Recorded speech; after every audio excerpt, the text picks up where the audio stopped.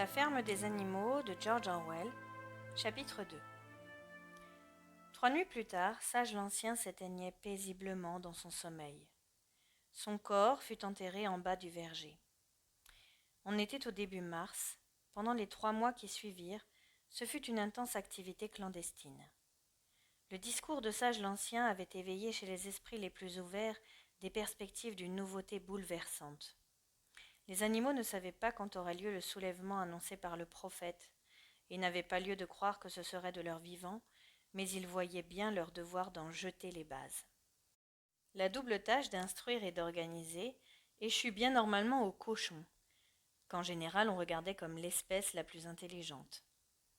Et entre les cochons, les plus éminents étaient Boule de Neige et Napoléon, 2 jeunes verras que Mr. Jones élevait pour en tirer bon prix. Napoléon était un grand et imposant Berkshire, le seul de la ferme. Avare de parole, il avait la réputation de savoir ce qu'il voulait. Boule de Neige, plus vif, d'esprit plus délié et plus inventif, passait pour avoir moins de caractère. Tous les autres cochons de la ferme étaient à l'engrais. Le plus connu d'entre eux, Brille-Babil, un goret bien en chair et de petite taille, forçait l'attention par sa voix perçante et son œil malin. On remarquait aussi ses joues rebondies et la grande vivacité de ses mouvements. Brille-Babil, enfin, était un causeur éblouissant, qui, dans les débats épineux, sautillait sur place et battait l'air de la queue. Cet art exerçait son plein effet au cours de discussions. On s'accordait à dire que Brille-Babil pourrait bien vous faire prendre des vessies pour des lanternes. À partir des enseignements de Sage l'Ancien, tous 3, Napoléon, Boule de Neige et Brille-Babil, avaient élaboré un système philosophique sans faille, qu'ils appelaient l'animalisme. Plusieurs nuits chaque semaine, une fois Mr. Jones endormi, ils tenaient des réunions secrètes dans la grange afin d'exposer aux autres les principes de l'animalisme. Dans les débuts, ils se heurtèrent à une apathie et à une bêtise des plus crasses. Certains animaux invoquaient le devoir d'être fidèles à Mr. Jones, qu'ils disaient être leur maître, ou bien ils faisaient des remarques simplistes, disant par exemple « C'est Mr. Jones qui nous nourrit, sans lui nous dépéririons » ou bien « Pourquoi s'en faire pour ce qui arrivera quand nous n'y serons plus ?» ou bien encore « Si le soulèvement doit se produire de toute façon, qu'on s'en mêle ou pas, c'est tout un » de sorte que les cochons avaient le plus grand mal à leur montrer que ces façons de voir étaient contraires à l'esprit de l'animalisme. Les questions les plus stupides étaient encore celles de Lubie, la jument blanche. Elle commença par demander à Boule de Neige « Après le soulèvement, est-ce qu'il y aura toujours du sucre ?» « Non, lui répondit Boule de Neige, d'un ton sans réplique. Dans cette ferme, nous n'avons pas les moyens de fabriquer du sucre. De toute façon, le sucre est du superflu. Tu auras tout le foin et toute l'avoine que tu voudras. Et est-ce que j'aurai la permission de porter des rubans dans ma crinière ? Camarade, repartit Boule de Neige, ces rubans qui te tiennent tant à cœur sont l'emblème de ton esclavage. Tu ne peux pas te mettre en tête que ta liberté a plus de prix que ces colifichets ? Lubie acquiesça, sans paraître bien convaincu. Les cochons eurent encore plus de mal à réfuter les mensonges colportés par Moïse, le corbeau apprivoisé qui était le chouchou de Mr. Jones. Moïse, un rapporteur, et même un véritable espion, avait la langue bien pendue. À l'en croire, il existait un pays mystérieux, dit montagne de sucre candi, où tous les animaux vivaient après la mort. D'après Moïse, la montagne de sucre candi se trouvait au ciel, un peu au-delà des nuages. C'était tous les jours dimanche dans ce séjour. Le trèfle y poussait à longueur d'année, le sucre en morceaux abondait au haut des champs. Les animaux haïssaient Moïse à cause de ses sornettes et parce qu'il n'avait pas à trimer comme eux. Mais malgré tout, certains se prirent à croire à l'existence de cette montagne de sucre candi, et les cochons eurent beaucoup de mal à les en dissuader. Ceux-ci avaient pour plus fidèles disciples les 2 chevaux de trait, Malabar et Douce. Tous 2 éprouvaient grande difficulté à se faire une opinion par eux-mêmes. Mais une fois les cochons devenus leurs maîtres à penser, ils assimilèrent tout l'enseignement et le transmirent aux autres animaux avec des arguments d'une honnête simplicité. Il ne manquait pas une seule des réunions clandestines de la grange, et là entraînaient les autres à chanter Bête d'Angleterre. Sur cet hymne, les réunions prenaient toujours fin. Or, il advint que le soulèvement s'accomplit bien plus tôt et bien plus facilement que personne ne s'y attendait. Au long des années, Mr. Jones, quoique dur avec les animaux, s'était montré à la hauteur de sa tâche. Mais depuis quelque temps, il était entré dans une période funeste. Il avait perdu cœur à l'ouvrage, après un procès où il avait laissé des plumes, et s'était mis à boire plus que de raison. Il passait des journées entières dans le fauteuil de la cuisine à lire le journal, un verre de bière à portée de la main, dans lequel, de temps à autre, il trempait pour Moïse des miettes de pain d'oiseau. Ces ouvriers agricoles étaient des filous et des fainéants. Les champs étaient envahis par les mauvaises herbes, les haies restaient à l'abandon, les toits des bâtiments menaçaient ruine, les animaux eux-mêmes n'avaient plus leur suffisance de nourriture. Vint le mois de juin et bientôt la fenaison. La veille de la Saint-Jean, qui tombait un samedi, Mr. Jones se rendit à Willingdon. Là, il se saoula si bien à la taverne du Lion Rouge qu'il ne rentra chez lui que le lendemain, dimanche, en fin de matinée. Ses ouvriers avaient trait les vaches de bonne heure, puis s'en étaient allés tirer les lapins, sans souci de donner aux animaux leur nourriture. À son retour, Mr. Jones s'affala sur le canapé de la salle à manger et s'endormit, un hebdomadaire à sensation sur le visage, et quand vint le soir, les bêtes n'avaient toujours rien eu à manger. À la fin, elles ne purent y tenir plus longtemps. Alors l'une des vaches enfonça ses cornes dans la porte de la resserre, et bientôt toutes les bêtes se mirent à fourrager dans les huches et les boîtes à ordures. À ce moment, Jones se réveilla. L'instant d'après, il se précipita dans la remise avec ses 4 ouvriers, chacun le fouet à la main. Et tout de suite, une volée de coups s'abattit de tous côtés. C'était plus que n'en pouvaient souffrir des affamés. D'un commun accord, et sans s'être concertés, les meurlafins se jetèrent sur leurs bourreaux. Et voici les 5 hommes en butte aux ruades et aux coups de corne, changés en souffre-douleur. Une situation inextricable. Car de leur vie, leur maître n'avait vu les animaux se conduire pareillement. Ceux qui avaient coutume de les maltraiter, de les rosser à qui mieux, voilà qu'ils avaient peur. Devant le soulèvement, les hommes perdirent la tête, et bientôt renonçant au combat, prirent leurs jambes à leur cou. En pleine déroute, ils filèrent par le chemin de terre qui mène à la route, les animaux triomphant à leurs trousses. De la fenêtre de la chambre, Mrs. Jones, voyant ce qu'il en était, jeta précipitamment quelques affaires dans un sac et se faufila hors de la ferme, ni vu ni connu. Moïse bondit de son perchoir, battit des ailes et la suivit en croassant à plein gosier. Entre-temps, toujours pourchassant les 5 hommes et les voyant fuir sur la route, les animaux avaient claqué derrière eux la clôture aux 5 barreaux. Ainsi, et presque avant qu'ils s'en soient rendus compte, le soulèvement s'était accompli. Jones expulsé, la ferme du manoir était à eux.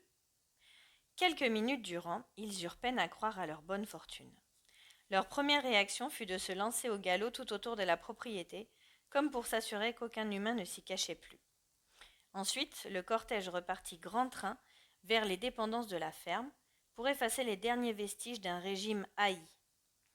Les animaux enfoncèrent la porte de la sellerie qui se trouvait à l'extrémité des écuries, puis précipitèrent dans le puits morts, nasières et laisses, et ces couteaux meurtriers dont Jones et ses acolytes s'étaient servis pour châtrer cochons et agnelets. Rennes, licous, œillères, muselières humiliantes furent jetées au tas d'ordures qui brûlaient dans la cour. Ainsi des fouets, et voyant les fouets flamber, les animaux joyeusement se prirent à gambader. Boule de Neige livra aussi aux flammes ces rubans dont on part la crinière et la queue des chevaux les jours de marché. Les rubans, déclara-t-il, sont assimilés aux habits, et ceux-ci montrent la marque de l'homme. Tous les animaux doivent aller nus.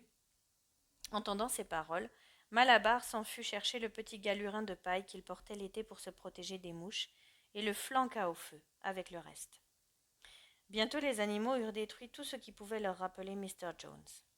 Alors Napoléon les ramena à la resserre, et il distribua à chacun double picotin de blé, plus 2 biscuits par chien.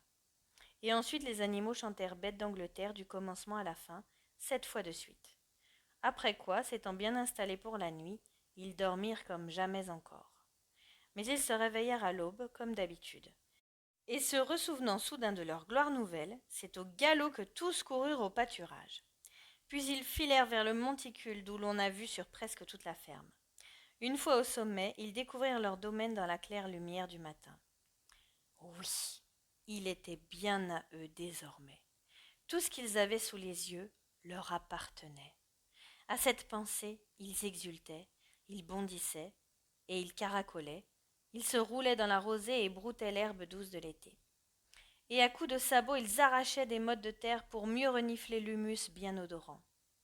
Puis ils firent l'inspection de la ferme, et muets d'admiration embrassèrent tout du regard. Les labours, les foins, le verger, l'étang, le bocteau. C'était comme si, de tout le domaine, ils n'avaient rien vu encore, et même alors ils pouvaient à peine croire que tout cela était leur propriété. Alors ils regagnèrent en file indienne les bâtiments de la ferme, et devant le seuil de la maison firent halte en silence. Oh, certes, elle aussi leur appartenait, mais, intimidés, ils avaient peur d'y pénétrer.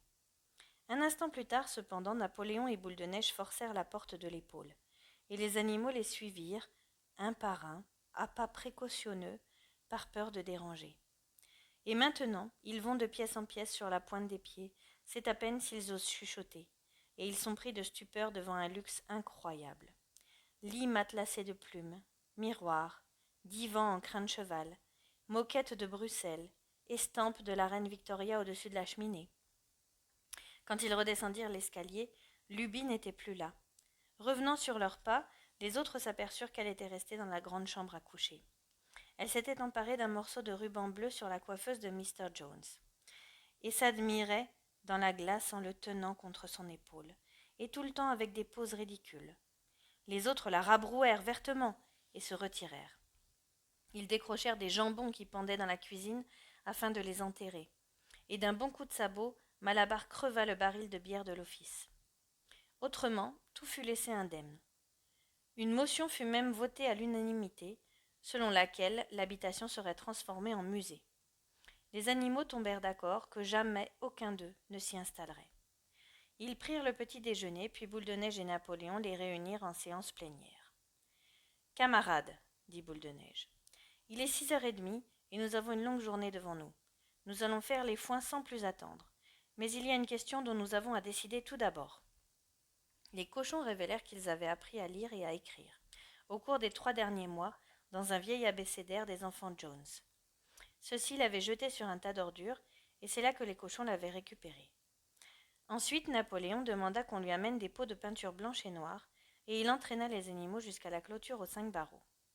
Là, Boule de Neige, car c'était lui le plus doué pour écrire, fixa un pinceau à sa patte et passa sur le barreau supérieur une couche de peinture qui recouvrit les mots ferme du manoir.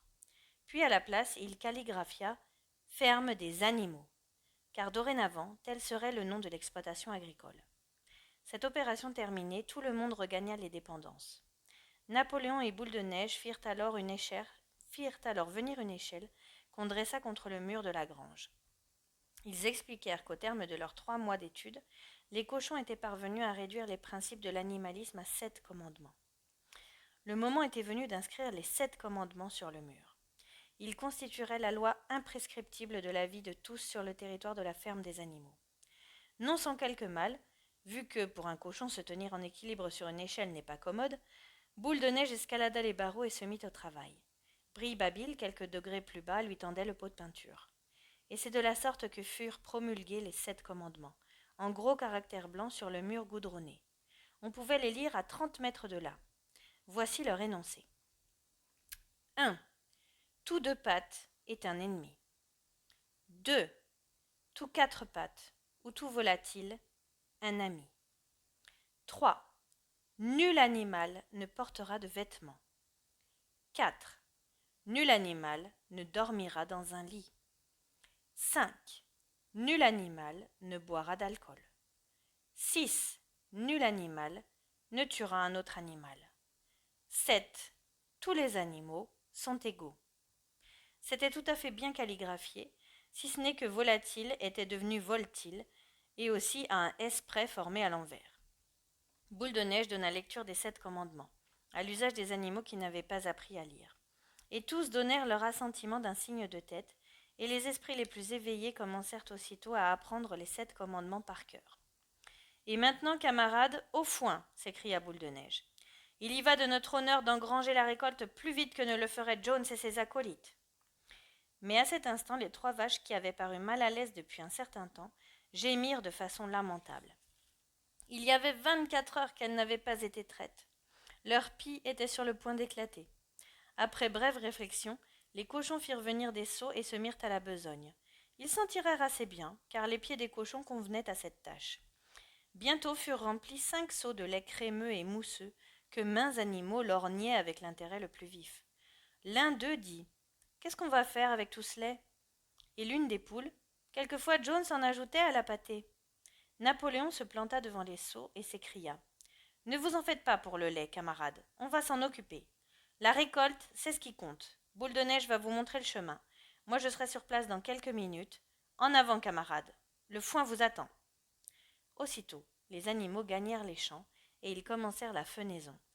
Mais quand au soir ils s'en retournèrent, ils s'aperçurent que le lait n'était plus là. Fin du chapitre 2.